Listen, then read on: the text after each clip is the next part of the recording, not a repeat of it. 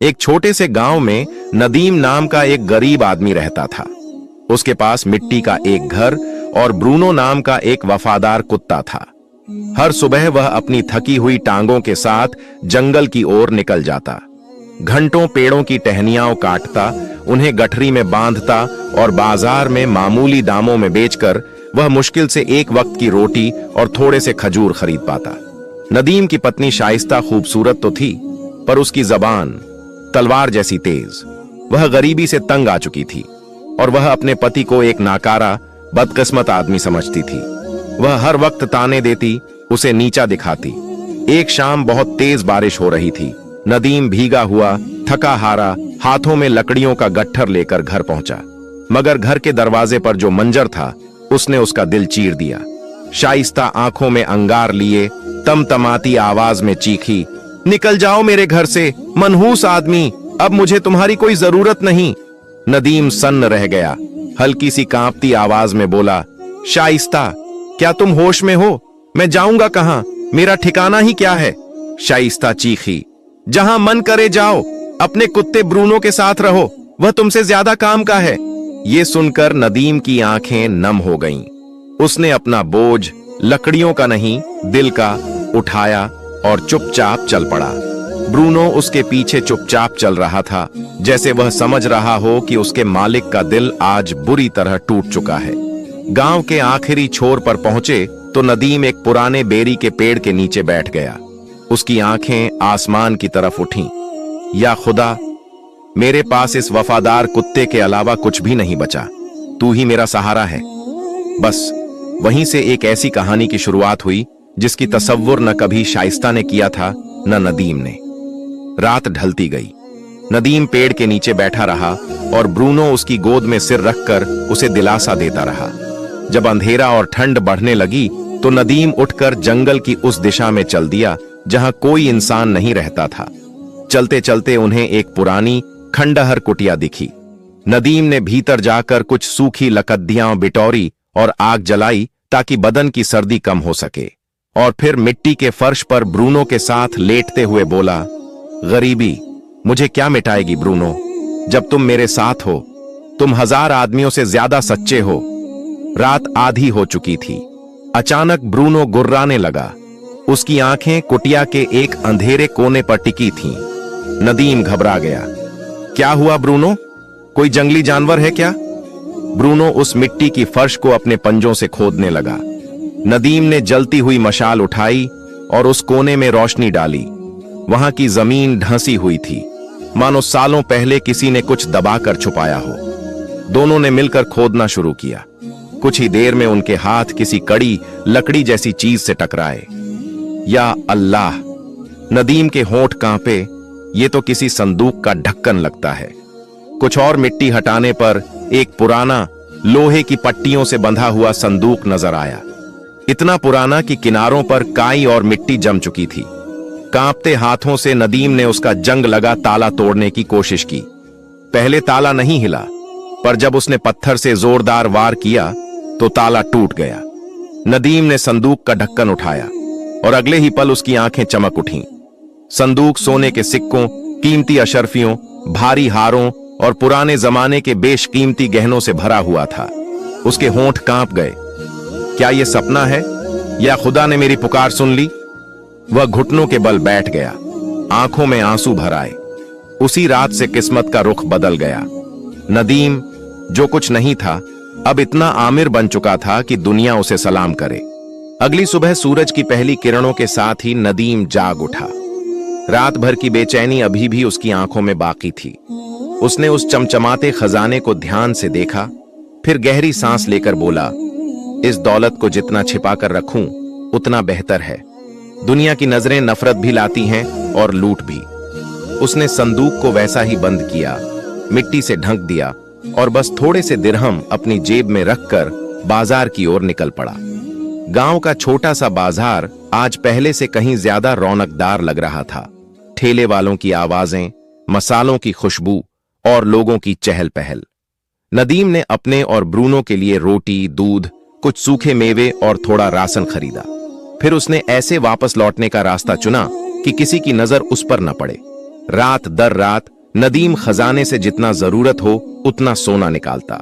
वह उससे माल खरीदता, बाजार में बेचता और धीरे धीरे उसके हाथ में व्यापार की समझ आने लगी। चंद हफ्तों में बाजार के कोने में उसकी एक छोटी सी दुकान बन गई, जहां तौल कभी कम नहीं होता था और पैसे कभी जरूरत से ज्यादा नहीं लिए जाते थे। लोग उससे सामान नहीं, एतबार खरीदते थे। उसकी मुस्कुराहट, मीठे लहजे और खालिस नियत ने दिल जीत लिए। देखते ही देखते गांव के बच्चे, बूढ़े, औरतें सभी कहते फिरते, वो आदमी जो कुटिया में रहता है उसकी दुकान में बरकत है। उसकी शक्ल पर अब पहले वाली थकान नहीं, बल्कि एक अजीब सी रोशनी थी, जैसे किसी ने उसे टूट कर दुआ दी हो। लेकिन नदीम अभी भी उसी पुरानी खंडहर कुटिया में रहता था।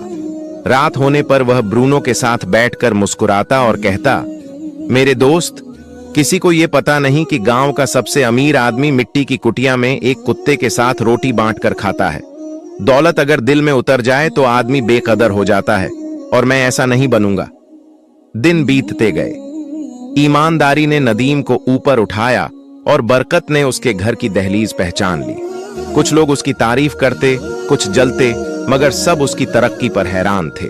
और इन सब के बीच कहीं दूर एक औरत हर रात उसे देखती थी, शाइस्ता, वही औरत जिसने उसे घर से निकाला था।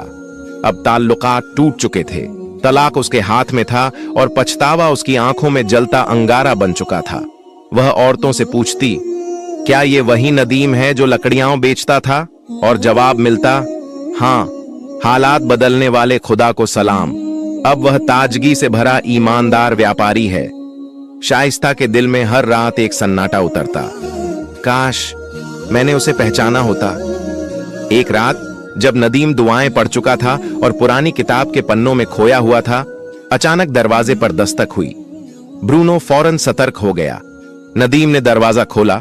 बाहर शाइस्ता खड़ी थी, चेहरा मुरझाया हुआ, आंखें पछतावे से भरी हुई। उसने धीमी आवाज में कहा, सलाम वालेकुम नदीम। नदीम ने उसके चेहरे को गौर से देखा। वहां न घमंड था न ताना, सिर्फ टूटन। वालेकुम अस्सलाम, इस वक्त यहां क्यों आई हो? शाइस्ता कांपती आवाज में बोली, माफी मांगने। मैंने तुम्हें नहीं समझा। मैंने जो किया वह जुल्म था। नदीम ने उसे अंदर आने का मन बनाया, मगर उसकी आंखों में वह चुभन अब भी बाकी थी। उसने कहा, दिल माफ कर भी दे तो जख्म निशान छोड़ जाता है। वक्त बताता है कि कौन अपना था और कौन आजमाइश। ब्रूनो अपनी वफादार फितरत के साथ शाइस्ता को शक की नजरों से घूर रहा था। शाइस्ता कुछ देर खड़ी रही, फिर बिना कुछ और कहे लौट गई। अगले दिन नदीम बाहर आया तो हैरान रह गया। शाइस्ता कुटिया के सामने झाड़ू लगा रही थी, सामान सहेज रही थी, जैसे अपने अतीत को साफ कर रही हो। नदीम ने पूछा, मैंने तुमसे कुछ नहीं कहा, तुम ये सब क्यों कर रही हो? उसने सिर उठाया, आंखों में सच्चाई थी, क्योंकि अब समझ आया है, इंसान की कीमत दौलत से नहीं, दिल से होती है। और मैंने तुम्हें तब खो दिया जब तुम मेरे सबसे करीब थे। नदीम उस वक्त गहरी खामोशी में था। शाइस्ता के शब्द उसके कानों में पड़े, मगर दिल में जगह न बना सके। कुछ पल बाद उसने धीरे से कहा, किसी आदमी की कीमत उसके सिक्कों में नहीं होती, उसके किरदार में होती है। अगर तुमने मेरी कीमत उस वक्त समझी होती जब मैं लकड़ियां ढोता था, तो तुम मुझे रात के अंधेरे में घर से धक्का देकर बाहर ना निकालती। शाइस्ता की आंखें भर आईं, आवाज कांप गई। मैं अंधी होकर दौलत के पीछे भागी। दुनिया की चमक दमक ने मेरे दिल को सख्त कर दिया। आज मैं अपनी करनी की सजा भुगत रही हूं। क्या मेरे लिए एक और मौका है? नदीम ने उसे देर तक देखा, वह नजर जिसमें दुख था पर कोई शिकायत नहीं। फिर वह बिना एक और लफ्ज कहे कुटिया के अंदर चला गया। दरवाजा धीरे से बंद हो गया। वह अपनी पुरानी चटाई पर बैठा और खुद से पूछा, क्या यह औरत सच में तौबा करने आई है, या फिर उसकी नजर मेरे पास की दौलत पर है? उसे वह रात याद आई जब उसे घर से निकाल दिया गया था, जब उसके पास न कोई ठिकाना था, न कोई इंसान, सिवाय ब्रूनो के। उसी वक्त ब्रूनो अंदर आया, अपने मुंह को नदीम की जांघ पर टिकाया, जैसे कह रहा हो, जो औरत गरीबी में कद्र नहीं की, अब पैसों के लिए कद्र करने आई है। नदीम ने उसके सिर पर हाथ फेरा और बुदबुदाया, मेरे घर में जगह उसी की है जिसने मेरे अंधेरों में मेरा साथ दिया। नदीम शांत आवाज में बोला, हम दोनों के बीच जो रिश्ता था वह अब खत्म हो चुका है। मैंने तुम्हें माफ कर दिया है, लेकिन टूटी हुई चीजें फिर जुड़ तो जाती हैं, मगर वैसी नहीं रहती। शाइस्ता के होंठ कांपे। वह धीमे से बोली, अगर आप चाहें तो मैं एक नौकरानी की तरह यहां रह जाऊं, बस आपकी सेवा करने के लिए। नदीम ने कहा, नहीं शाइस्ता, मैं तुम्हें रोज रोज देख के का दिल दुखाना नहीं चाहता। बेहतर होगा तुम चली जाओ। शाइस्ता रो पड़ी। उसके आंसू सिर्फ पछतावे के नहीं थे, वे उस किस्मत के थे जिसे उसने अपने हाथों से जला दिया था। दिन गुजरते गए। वह कुटिया जहां कभी सिर्फ नदीम और ब्रूनो रहते थे, अब लोगों का अड्डा बन गई। कोई सलाह लेने आता, कोई दुआ मांगता, कोई मुसीबत बांटने। बाजार में लोग कहते, नदीम सिर्फ व्यापारी नहीं, वह तो गांव का सितारा है। और सच भी यही था। ईमानदारी ने उसे वह आसमान दे दिया था जिसे बहुतों ने सिर्फ सपनों में देखा था। एक दिन बाजार में एक आदमी आया, बेहतरीन कपड़े, चमकते जूते और चाल में रुतबा। सलाम, मैं हाजिम मरवान, गवर्नर का डिप्टी हूं। नदीम ने सिर हिलाकर जवाब दिया, खैरियत? हाजिम मुस्कुराया, राज्य को तुम्हारे जैसे सच्चे और नेक आदमी की जरूरत है। हम चाहते हैं कि तुम गांव की तरफ से शासकों की परिषद में शामिल हो जाओ। तुम्हें जमीन, सैनिक, नौकर और अधिकार दिए जाएंगे। नदीम ठहर गया। उसके हाथों में कभी सिर्फ कुल्हाड़ी रही थी और आज उसे सत्ता दी जा रही थी। उसने धीमी मगर ठोस आवाज में कहा, मैं वह आदमी हूं जिसने मिट्टी में रातें गुजारी। हुकूमत का बोझ अगर जरा भी टेढ़ा हो जाए तो इंसान जालिम बन जाता है। मैं अभी खुद पर पूरा यकीन नहीं रखता, इसीलिए यह पेशकश ठुकराता हूं। हाजिम हैरान रह गया। दुनिया दौड़ती है रुतबे के पीछे और तुम उसे ठोकर मार रहे हो? नदीम मुस्कुराया, सत्ता के पीछे भागने वाला अक्सर अपने दिल को पीछे छोड़ देता है। जब तक मेरा दिल मजबूत न हो जाए, मैं किसी इंसान पर हुक्म नहीं चलाऊंगा। हाजिम के जाने के बाद हवा बदल गई। गांव वालों की निगाहें पैनी हो गईं, कानाफूसी होने लगे। यह वही आदमी है जिसे कभी उसकी बीवी ने निकाल दिया था, जो टूटे दरवाजे वाली कुटिया में सोया करता था। आज यह सबसे अमीर कैसे बन गया? और यहीं से असली इम्तिहान शुरू हुआ। दौलत कमाना मुश्किल नहीं, दौलत को दिल से दूर रखना असली हिम्मत है। बाजार की चहल पहल में एक आदमी था, जुद्दान, बातूनी, चालाक और अंदर से जलन से भरा हुआ। वह रुई और मसालों की दुकान चलाता था और नदीम की बढ़ती इज्जत और दौलत उसे कांटे की तरह चुभती थी। एक दिन उसने अपने दोस्तों से कहा, कसम से इस आदमी के अमीर होने में कुछ तो गड़बड़ है। मैंने खुद उसे एक रात गांव के पश्चिमी छोर पर एक पुरानी दीवार के पास खुदाई करते देखा है। लोगों की आंखें सिकुड़ गईं। संदेह की ठंडी हवा बाजार में फैलने लगी। जुद्दान ने आग में और तेल डालते हुए कहा, उसे खजाना मिला है। हाँ, जमीन के नीचे दफन खजाना। तभी तो वह रातों रात अमीर बन गया। कुछ ही दिनों में यह अफवाह गांव के सबसे खतरनाक आदमी अजीत तक पहुंच गई। चालाक, धोखेबाज, जो पहले डकैत था और अब अपने आप को जासूस व्यापारी बताता था। अजीत ने मन ही मन मुस्कुराया, यह खजाना मैं किसी और को नहीं लेने दूंगा। अगर मुझे अपनी जान भी जोखिम में डालनी पड़ी तो भी यह मेरा होगा।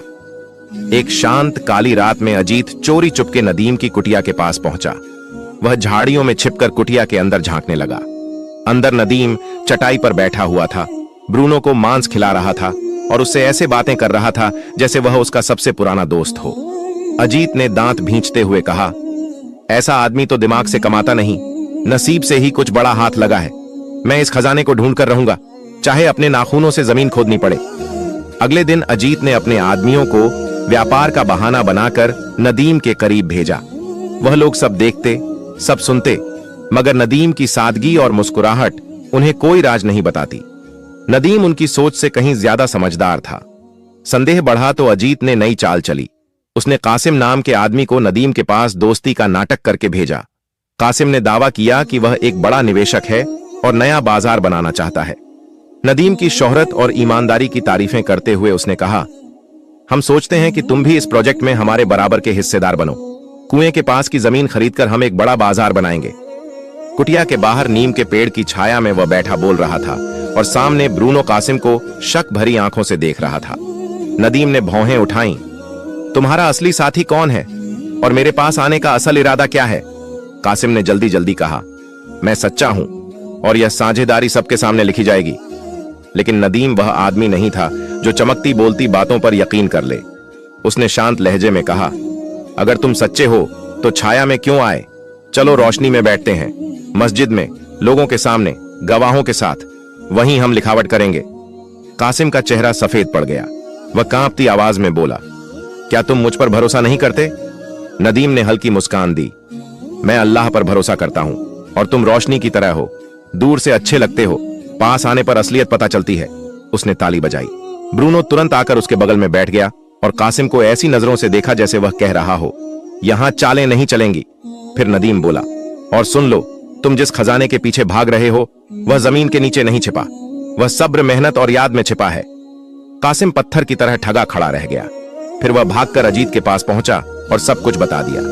अजीत ने दांत पीसते हुए कहा, अगर खजाना अपने आप नहीं आया तो अब हम उसे जबरदस्ती लेंगे। उसी रात अजीत ने अपने 3 सबसे खूंखार गुंडों को बुलाया। उसने धीमी आवाज में कहा, आज रात सब कुछ खत्म। नदीम का राज, उसका खजाना, सब हमारा होगा। चारों अंधेरी गलियों से गुजरते हुए नदीम की कुटिया की तरफ बढ़े। हर एक के हाथ में या तो मोटी लाठी थी या खंजर। अजीत ने खिड़की की ओर इशारा किया, हम यहीं से अंदर जाएंगे। लालू, दरवाजा बंद कर देना, और सालिम, खिड़की की राह बंद कर देना ताकि वह न भाग सके। जैसे ही वे खिड़की के पास पहुंचे, अचानक ब्रूनो ने ऐसी दहाड़ लगाई कि सब डर गए। वो किसी बिजली की कौंध की तरह लालू पर झपटा और दांत उसकी बांह में गड़ा दिए। लालू की चीख हवा में कांप उठी और उसका खंजर जमीन पर गिरकर चमकता रह गया। शोर से नदीम की आंख खुली। वह लाठी पकड़कर कुटिया से बाहर आया। अंधेरी रात में उसने अजीत भागते देखा। नदीम ने गुस्से और हिम्मत से भरी आवाज में चिल्लाकर कहा, ऐ कायरों, खजाना ढूंढते हो? ये रहा, मेरी मेहनत में, मेरे सब्र में, मेरी इज्जत में।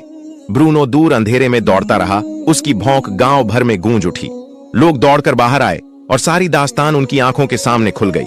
सुबह कचहरी के लोग, मुखिया और गांव के बुजुर्ग इकट्ठा हुए। लालू, जिसका हाथ बुरी तरह घायल था, सच छुपा न पाया। उसने सब बता दिया। एक बुजुर्ग ने नदीम की ओर देखकर कहा, हमने ऐसा वफादार कुत्ता कभी नहीं देखा, लेकिन उससे भी ज्यादा वफादार तुम निकले, अपने दिल और अपनी जमीन के लिए। दूसरा बोला, तुमने खजाना मिट्टी से नहीं, अपनी मेहनत से निकाला है। अब तुम्हारी कहानी लोग अपने बच्चों को सुनाएंगे। फिर मुखिया ने ऊंची आवाज में ऐलान किया, अजीत को गांव से निकाल दिया जाए और जिस जमीन पर वह नजर रखता था वह जमीन नदीम को उपहार में दी जाती है। यह फैसला रिकॉर्ड में लिखा जाएगा। उस एक दिन में नदीम ने जमीन भी जीती, गांव वालों का भरोसा भी और दिल भी। और ब्रूनो, अब वह सिर्फ एक कुत्ता नहीं बल्कि वफादारी की मिसाल बन गया। नदीम ने अपनी मिली हुई जमीन के किनारे छोटा सा बाजार लगाया। उसकी रोजी बढ़ती गई और नाम दूर तक फैलता चला गया। एक सुबह धीरे कदम रखते हुए उसकी पूर्व पत्नी शाइस्ता वापस आई। चेहरे पर शर्म, आंखों में हिचकिचाहट। उसने धीमी आवाज में कहा, ऐ नदीम, मैं मानती हूं कि मैंने तुम्हारे साथ गलत किया। जिस दिन मैंने तुम्हें घर से निकाला था, मुझे नहीं पता था कि मैं अपनी ही जिंदगी की रोशनी बुझा रही हूं। नदीम कुछ पल चुप रहा। फिर उसने नरमी से कहा, शाइस्ता, गरीबी इंसान का दिल तोड़ देती है, लालच उसे अजनबी बना देता है, लेकिन इंसान सीखता है, माफ करता है और फिर आगे बढ़ता है। शाइस्ता कुछ कह पाती उससे पहले नदीम ने एक कदम आगे बढ़कर कहा, अगर तुम मेरे पैसे के लालच में आई हो तो वापस लौट जाओ, लेकिन अगर तुम उस आदमी को ढूंढने आई हो जिससे तुमने कभी मोहब्बत की थी तो दरवाजा खुला है और दिल भी। शाइस्ता की आंखें भर आईं। उसने सिर झुकाकर कहा, कसम से मैं उसी नदीम के लिए आई हूं जिसकी कीमत मैं समझ न पाई। तुमने मुझे सिखाया कि आदमी की कीमत उसके कपड़ों में नहीं, उसके दिल में होती है। नदीम ने उसका हाथ थाम लिया। तो चलो नई शुरुआत करते हैं। कुटिया छोटी होगी पर 2 सच्चे दिल हों तो वो महल बन जाती है। और उसी वक्त ब्रूनो दोनों के चारों तरफ उछलने कूदने लगा, जैसे वह भी उनकी नई जिंदगी को अपनी दुआ दे रहा हो।